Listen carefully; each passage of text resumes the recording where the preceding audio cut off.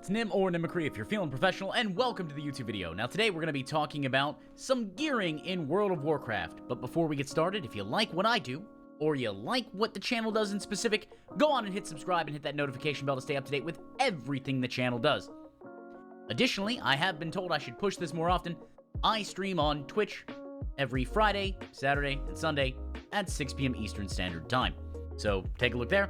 That's at twitch.tv/Nimicry. But without further ado, let's talk about some cards, Darkmoon Decks, and deck boxes. The Darkmoon Decks. We're familiar with them.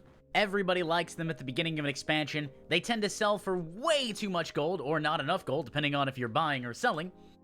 And, in general, they are useful trinkets, especially as catch-up gear, and if they're upgradable, fantastic. They're generally pretty good trinkets all around. They're generally never the best, but generally they're never the worst. So, Darkmoon Decks. So, Dragonflight's changing it up a little bit. With Dragonflight Darkmoon Decks, first look, they're customizable deck shuffling. Now, for those who don't know, depending on the top card, that will determine the, I guess, magnitude of the effect that the Darkmoon deck has is the most accurate way to put it. So, let's continue. Of course, Darkmoon Fair, still want a Darkmoon Raid. I still want a Darkmoon Raid, and yeah, I know about the rabbit. But I mean, like, a proper Darkmoon Raid. Some lore. And I like the Darkmoon Fair. As with every expansion, Dragonflight will be adding 4 new Darkmoon decks, which will continue being crafted by the inscription profession. The Darkmoon decks are now in the in-game data, so we're previewing the new sets for each role, including the ability to customize how the deck shuffles itself while in combat. So, very important, shuffles while in combat. Out of combat, based on that text, tells me it's still going to shuffle normally, so that means that maybe you can't, like, pre-plan some stuff and be like, make sure everybody has aces showing in order to make, I guess, throughput higher. So, let's take a look at obtaining the Darkmoon cards. So, scribes that are skilled in the archiving inscription specialization are able to obtain Darkmoon cards at random with the Darkmoon Booster Pack. So, let's mouse over that. So, the item level 60, use Tear Open for some Darkmoon cards, contains cards only native to the Dragon Isle. So, you're not going to be able to get old decks with this, which I think is a good thing, especially at the start of an expansion, you're trying to get the new stuff. And that grants 2 random Darkmoon cards when opened. Depending on how much it takes to make those, that's a pretty good deal. If it's a lot, I would say let's bump that to 3 or 4, but whatever. Generally, I would like to think that the amount of produced is equal to the total made. So if it takes, let's say it takes 2 of one herb and 2 of another, then you get 4 cards. However, this is not the only source of Darkmoon cards. Blizzard has stated that players will be able to obtain Darkmoon cards simply from doing content, probably in the form of soggy clump of Darkmoon cards.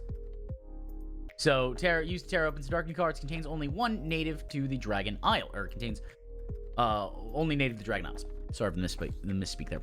So, the fact that I can now get Darkmoon cards from anywhere means I don't necessarily have to be an inscriptionist. I can just farm, or I can trade things, or I can put stuff on the auction house. Again, more player freedom, better, love it.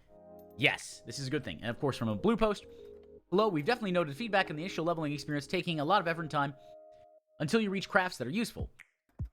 It is important to know that Darkmoon cards will drop from all forms of content. The Darkmoon Booster recipe is not the only way to source them. And that, my friends, is from the blue post. We love the blue posts because so rarely are they that succinct and that explanatory. It is important to note that on our tests, we were unable to obtain the aces via the inscription recipe, which could mean that these specific cards are randomly dropped from doing content. Now that, again, could be an alpha bug, as alphas are known to alpha, betas are known to beta, and live, well, hey, wait for the hotfix, right? But the fact that anybody can get them means that those aces are probably going to be valuable on the auction house, and the fact that they're not guaranteed that they know of, at least through the testing as of right now, which is 8/13/22, means that you're going to have to probably buy those aces or farm them yourself. Now, on the Dragon Isle's Darkmoon decks, Dragonflight Darkmoon cards will continue to offer the same functionality they had in Shadowlands, primary stat trinkets with on-use effects on a 3-minute cooldown. Random card shuffling in combat to determine how strong the on-use effect will be. There are 2 tiers of Darkmoon decks in Dragonflight. The first tier, created simply by obtaining and combining all 8 cards from a specific set, and deck boxes, a higher item level version made by scribes with sufficient archiving specialization skill. So, the first tier of Darkmoon decks are awarded at eye level 350. So we can imagine that looks like rating is going to start at around eye level 350. You know, if not a little higher, maybe a little lower, because sometimes they'll release, you can get world drops that are a little higher than the initial normal tier gear, but ultimately lower than heroic and mythic.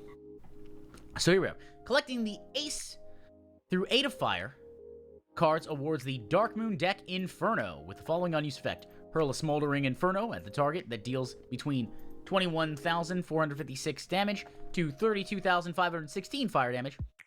Damage dealt is determined by the topmost card of the deck. So Ace is going to do the top end, 8 is going to do the low end, go from there. Pretty simple, straightforward, on use trinket, bam. Just every 3 minutes, you throw a fireball. Hadouken! Please don't ban me. Oh, please don't ban me. Now, collecting the Ace through 8 of Frost cards awards Darkmoon deck Rhyme with the following unused effect.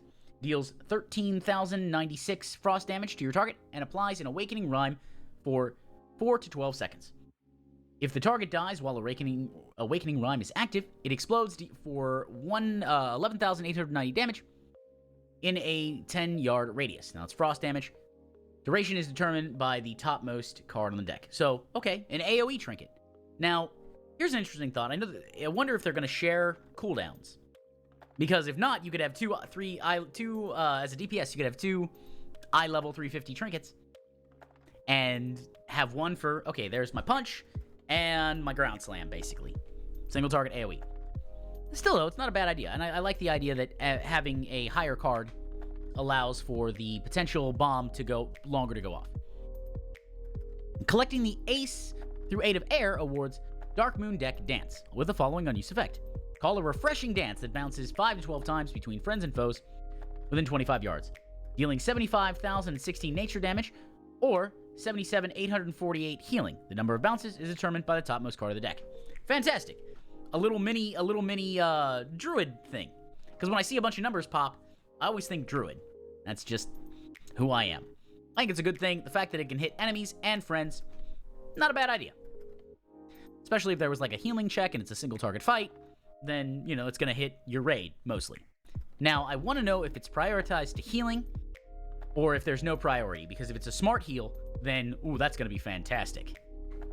And then, of course, collecting the Ace through 8 of Earth awards Darkmoon deck Watcher. Oh, Rocky Boy. We miss you, Rocky Boy.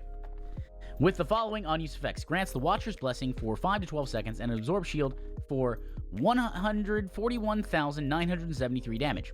If the shield depletes while Watcher's Blessing is active, gain 7,840 versatility for the same duration. Duration is determined by the topmost card of the deck. That, to me, seems really, really powerful. Just really, really powerful. Because not only are you getting a shield for near 150k, which, sure, I guess, you know, a swing could maybe take that out. But then gaining almost 8,000 versatility? I'd love to see how that maths out once you're actually in the game, because that to me seems like a really cool thing. That's a mini cooldown. The second tier of Darkmoon decks, called Darkmoon Deck Boxes, is created at base eye level 393 through archiving skilled scribes. The item level of these trinkets can be further increased if crafted at higher equality levels. Okay, so 393 seems like we might be in heroic. I'm thinking, you know, might be a little higher than 350, and then 393. Yeah, okay, that's not too bad. So upgrading an Inferno deck awards Darkmoon Deck Box Inferno. So yeah, it's 393. Rhyme is 393. Darkmoon Deck Dance, and then of course Watcher. And of course, all the numbers have gone up specifically. So, for example, you can see that on here, Watcher's Blessing gives an Absorb Shield for 211,937 damage. Now, I want to stress very quickly, and please look at me. This is an alpha. Numbers are subject to change. What we want to check for is mechanics, and does it make sense? So, in that spirit, keep in mind that if you think something's a little off wonky, let's see how it plays out a little later. We're not even at the beta yet. Now, let's customize our deck box with sigils. Your Darkmoon card on use effects are usually determined by which card you have drawn with your deck being shuffled periodically while in combat. New to Dragonflight, you're able to customize how your deck is shuffled by using sigils. Sigils are an optional reagent created by scribes sufficiently skilled in archiving, and each sigil changes how your deck box is shuffled. As this is an optional reagent applied when crafting an item, only the Darkmoon deck boxes can have sigils on them. Here's a list of the sigils and their effects. So the Azure Scale Sigil.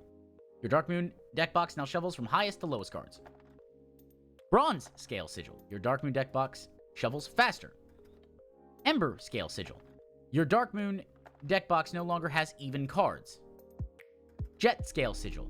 Your Darkmoon deck box stops shuffling once the ace card is drawn. And Sage Scale Sigil. Your Darkmoon deck box only shuffles when you jump.